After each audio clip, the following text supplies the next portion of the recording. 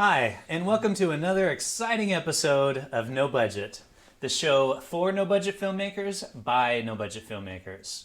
I'm Milo Dennison. With me, as always, is Adrian Heffernan and Dave Cullen. All right.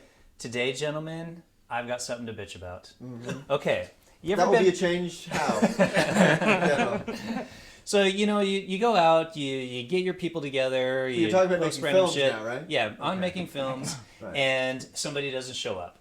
Like, this happens all the time, and it's really frustrating. Wankers, exactly. So, for example, you get together with you post on Facebook or whatever, like, hey, I'm shooting such and such this Saturday. I need a male actor with a beard. And somebody responds like, oh, yeah, I'm a male actor with a beard.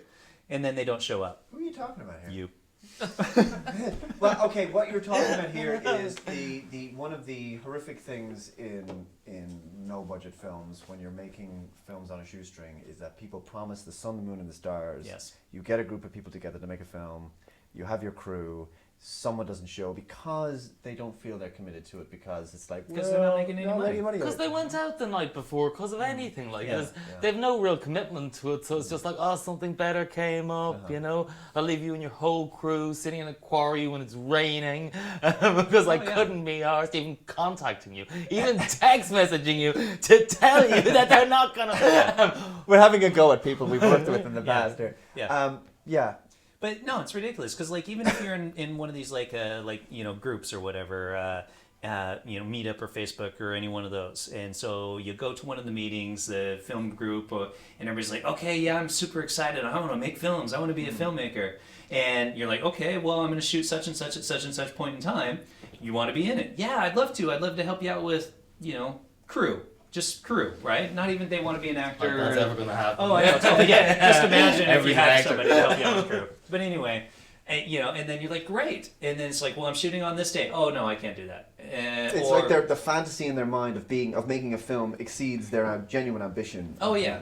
Or the reality. And it's fine if you're not available. But say you're not available in advance, and if you say you're going to be there, fucking be there. And then the irony is that if you did have a small, tiny, microscopic budget to throw at people, you said, okay, here's 50 quid for you, 100 quid for whatever it is, then people go, oh, okay, they get a sniff of money, they show up, or maybe the wrong people show up. The people are like, you're actually less talented, you're not the person I wanted, but I'm giving you money. And then of course the flip side is that then when you go, okay, well the next one we don't actually have any money, like, oh, I'm not going to fucking bother, I already do it for money now. And so their expectations have been unrealistically set. I'm a paid actor, I need 20 quid. You were willing to do it for free before, and then I only gave you the money, so you can't really win, unfortunately. This is a battle with not just indie films, but just no budget filmmakers. Oh yeah, no, it's an unfortunate nature of the business of being no budget filmmakers that you have to put up with it. So is it working with people on a regular basis, like you form kind of a clique of people or a group of people that you can rely on, or is it kind of been able to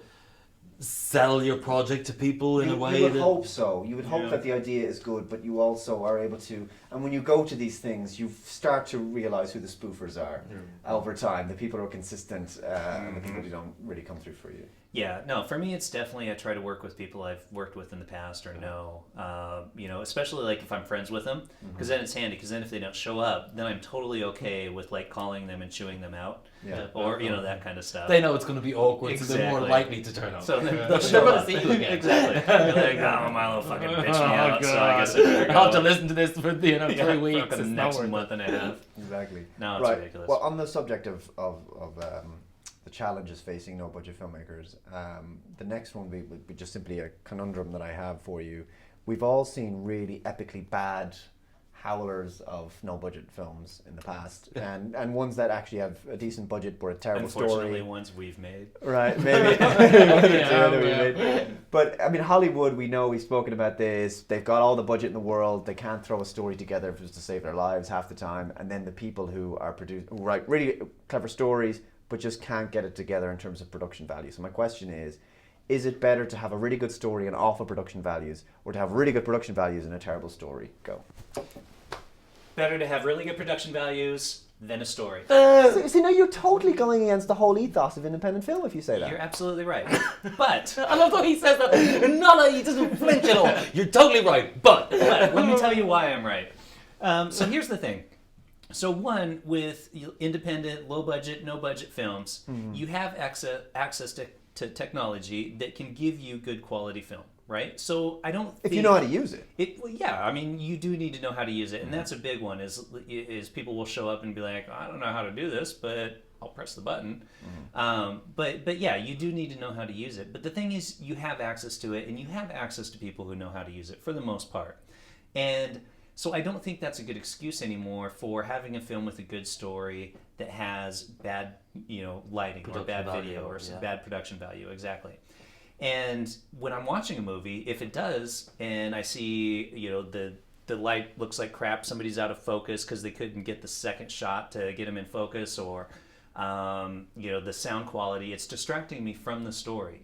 And so the fact that there's a good story is kind of irrelevant because I'm not paying attention to the story because I'm so bitchy about the fact that the production value sucks. Well, I think a lot of the time with, no budget movies, it's not that people don't have the skills, I mean, they have the equipment. And most of them, obviously, if they bought the equipment, they've used it before. But it's just that they don't have the time on set. They arrive on a location and they've got to shoot something so quickly that they never have time to frame anything.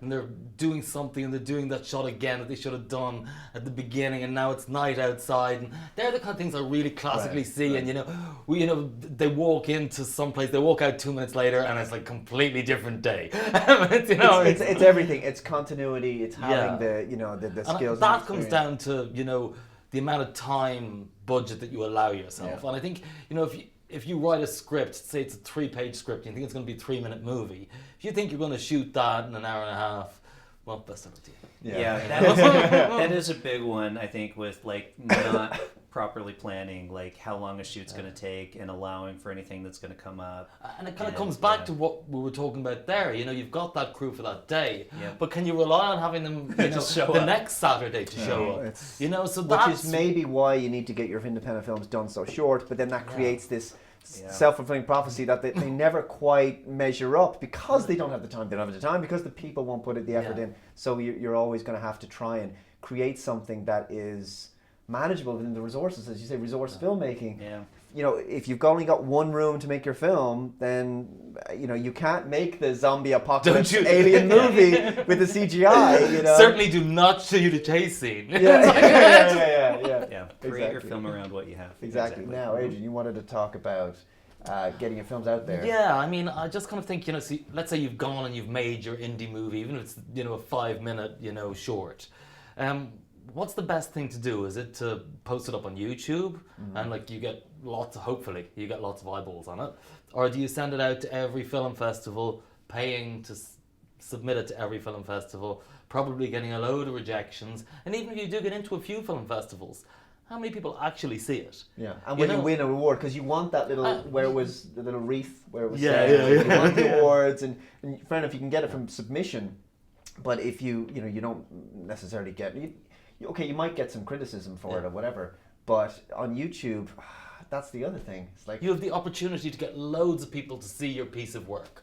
But it could also be lost on YouTube as most videos that's are. very true. Out there, Unless it's a video about cats. Yeah.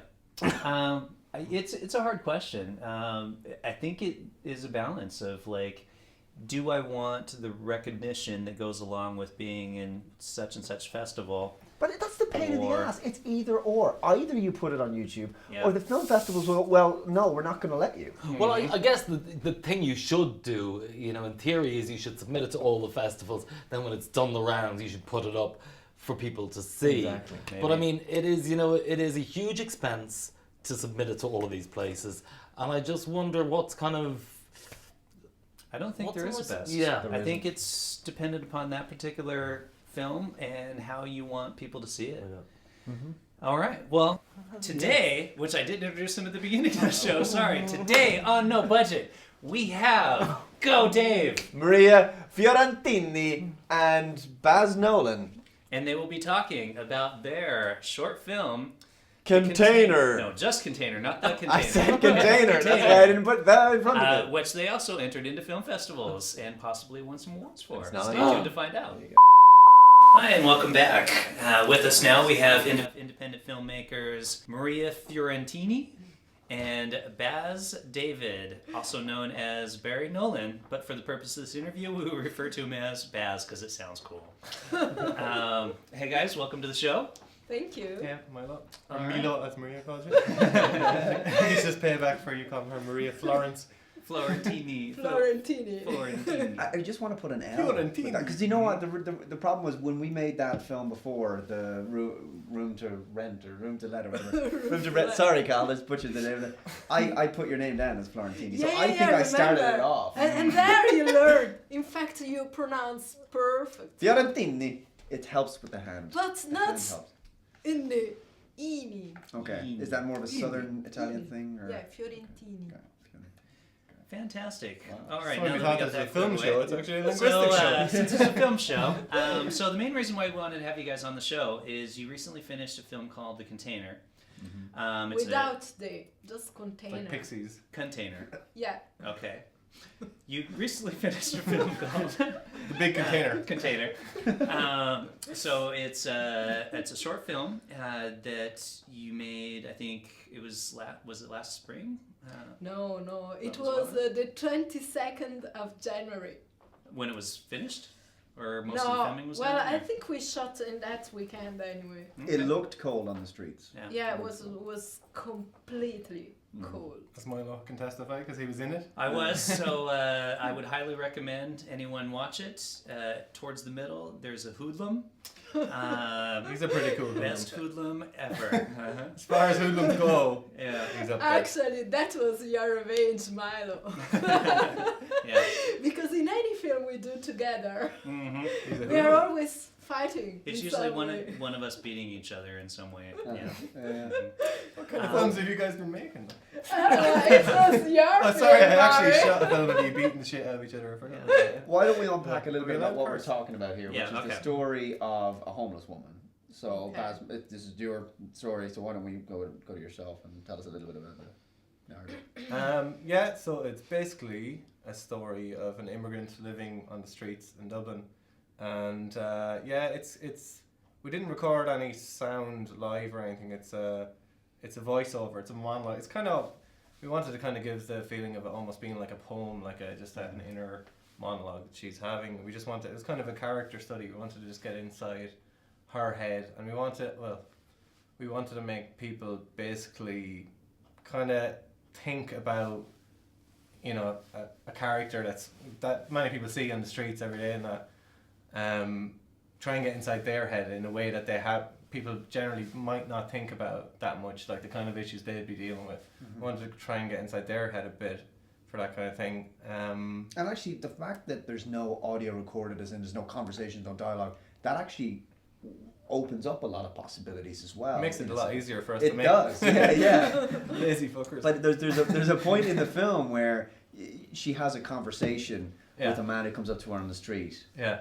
and I think he's the guy who gives her 50 quid or something. Yeah. And the fact that you can cover it from many different angles, you're not tied down to, okay, we have Oh, to have yeah. the audio, we have to have it angled here, because as soon as you have a conversation, you've got to worry about coverage and all this kind of backing and forth, and you could really free up the camera to do a lot That's of a different things. great point, actually. Yeah, it's really. I mean, yeah. I suppose when you're cutting, one of the big things is sound. But for me, it is. Anyway, like, oh God, how are we gonna do? Like, if there's too much background sound and stuff like that. But yeah, we did loads of different weird angles for that particular one, and the actual idea of that. Like, some people have even said to me, "A guy giving her money on the street." But I've seen that. It's usually drunk people doing it, but I've seen people hand 50s and stuff. 50s. Yeah, it's Wow. like their whole. I've Are you seen sure they at weren't least looking 2 or for 3 something people else? doing Yeah. it in Cork and in Dublin, but it's usually drunk people. But it's like all their like the full pang of their conscience after all these years walking by these homeless people. Are like, all right, I'm gonna make up for it all now and give them the 50 or something. Yeah. But yeah, that might seem a little bit far out, but it's actually not. But I guess that idea of the man doing that, yeah, a lot of the stuff in it isn't. I mean, I don't want to say it's kind of meant to be metaphorical, but it doesn't have to be thought of as that literal. Like, you know, it's kind of, he could represent kind of privileged people's kind of conscience or something like that. I don't know. So in making it, so you had the idea, wrote it, and then how did Maria? How did you get involved in the project? I don't know. I think I asked him if he has a part for me because I met Bats on Kino and we did. On Kino. Oh, In Kino? sorry. Up on the I roof. always wrong preposition. Okay, so I met Barry on Kino and we made this film where I was punching Milo. And in the end I said, oh Barry, do you have something else for me? That doesn't include punching Milo. Yeah. Or being So- punched And by I said, Milo. no, everything includes punching Milo. I And can't so think it about was it. Milo punching me. That's gonna be my next film. It's impossible to get outside this, the punching Milo genre, we call it. Yeah. Yeah, well, actually, I think I was good for the film because I could look like, coming from, I don't know. Afghanistan? Afghanistan? Maybe that's just it. I don't know. Some people have actually. thought maybe it's a Romani, but not necessarily. I guess Maria Yeah, well- doesn't really look like a Romani. They're kind of darker, but Yeah. I think we kind of said it might be a Romani at the start, but we changed that then to more vague, just Yeah. immigrant. Okay. Yeah. Did you try and play that a little bit in your voice? Did you go for something slightly different? Because it doesn't sound quite like your actual accent. Oh my god. Yeah, we tried a lot. I was on the phone with Barry because the first time I read in another way and he told me, oh Maria, I would like instead to say these things slowly like a dream. And I remember that. So he gave this thing before Christmas and after I went to Rome and I showed to a friend of mine the two versions. So how I was doing before and how Barry suggested me, and she told me this guy is really talented. No, because an actor should be talented, should be good, I think. But if the director give you the way, I think All I said was so. say it slower. I don't. I'm not taking any credit for that. Don't talk so fast. No, I think that, you never know anyway as an actor how the thing has been taught. So I think it's important, this thing. Yeah. And of course, it has been well received because, Maria, you've actually won an award in a film festival for this performance. So please tell us a little bit about that's the story of that, as it's the film festival in Cork. Was it the Cork Film Festival or It's just it's called the Pavril Film Festival in Cork, and yeah, it was the first one we got into submitted. We didn't submit to that many. We only submitted to a few. We got into probably half of the ones we submitted to, and that one we got into, and we just went down and we looked at the film. Now we saw some other cool films.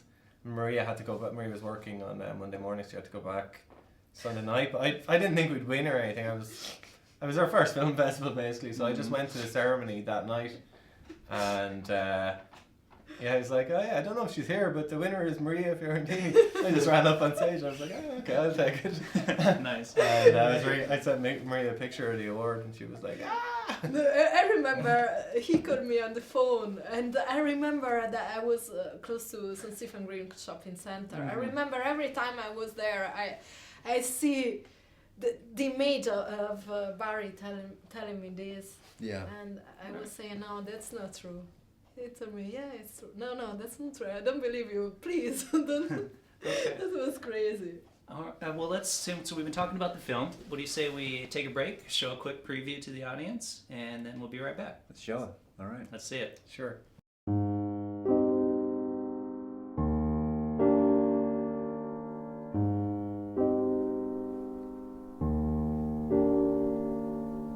How do we find ourselves in certain situations? Why do some of us end up with a better set of circumstances than others? One woman takes us inside her world of daily struggles on the streets of Dublin.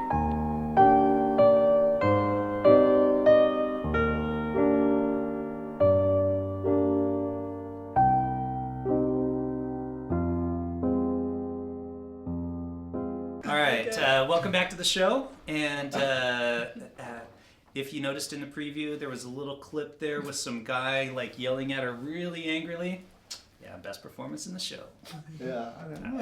All right. So I think for anyone kind of watching this, one of the things that a lot of people want to do with their short films and stuff like that is actually, enter it into festivals. But so I think we'll get to that in just a minute. But before we do, can you guys kind of talk us about the production aspect of it? Like, what was the budget? How much did you spend? Crew. How did you get your crew? Like, tell us a little bit about that process. So it was very small crew. I mean, I shot it myself. It's the first time I ever did DOP.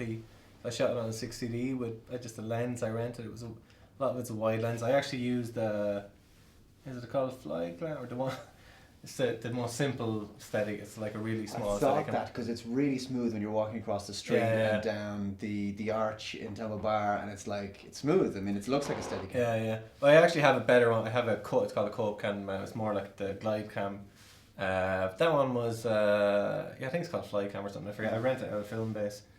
But basically, sorry, what was the question again? No, we were talking about production, the budget. Yeah, so budget. So I rented that. Yeah, so I was shooting it. The show's called No Budget, so I mean, we should discuss budget. I was shooting it myself. The actors, we just got you guys on the film groups and Dublin, where you just asked a few actors who want to come around. So we just went out around the streets. And did you have to get permission to go anywhere? Because we did it all. McDonald's. By the way, did you finish the burger? Somebody finished it? You did. Yes. Okay. So basically, about we did one night with all Milo and all the guys, like all the stuff that we need other people for. About 60% maybe of it was just me and you basically walking around the streets. Over how many nights? It was just 2 nights. The first night was with them. Then we did a bit. We did even a little bit in Cork. A little bit extra, yeah. It wasn't in Cork. Oh. Yeah, so trying to pretend it was Dublin. But anyway, so basically, I didn't realise. they're very close. You can't make out any buildings. So basically, that night going around with Maria, a lot of it was with the fly cam and the lens and stuff. We were going. It was like 1 o'clock in the morning on Saturday night, Sunday morning. So basically, the craziest time of the whole week. And Maria is very. She's great as an actor that she will just do anything. Like she just will do anything. If she thinks this will be good for the role, she'd do it. So basically Maria was lying down in the doorways and stuff, It's just not too far from here, like on Camden Street, that kind of area there. And unfortunately, on O'Connell Street, so 1 o'clock in the morning on O'Connell Street, Saturday night, Sunday morning. Very quite dangerous. Actually, it was Friday. The most dangerous. It was Friday. It was Saturday night as well. No, it was Friday night and Saturday. Oh, O'Connell Street was Friday.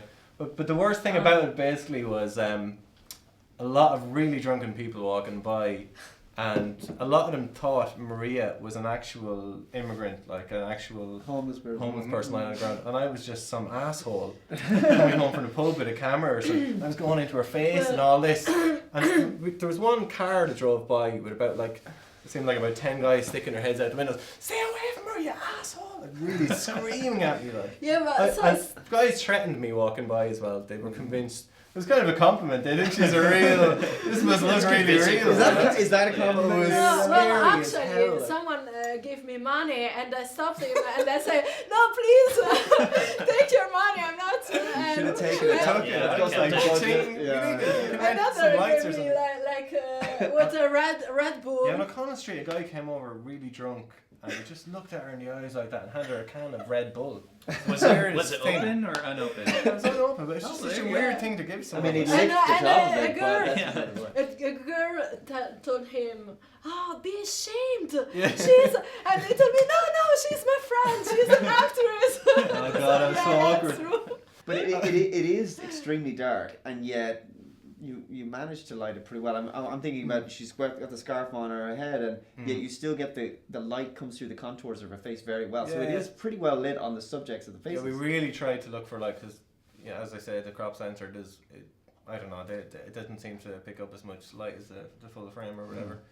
But and obviously the lens. I once or twice there's a few images on a kit lens, the 60D kit lens, which is disaster. But we really tried to seek out light. Some places we just couldn't get light, we actually a bit risky as well. We shot it in black and white. Nearly everyone I know, if they're doing a black and white film, they shoot it in color.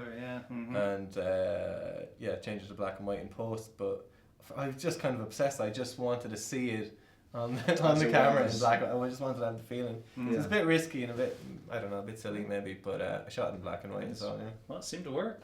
So when you guys finished it, and so you decide, you view it, you decide, okay, this is worthy of festivals and entering it, and so kind of what was the decision there of like which ones to enter? Which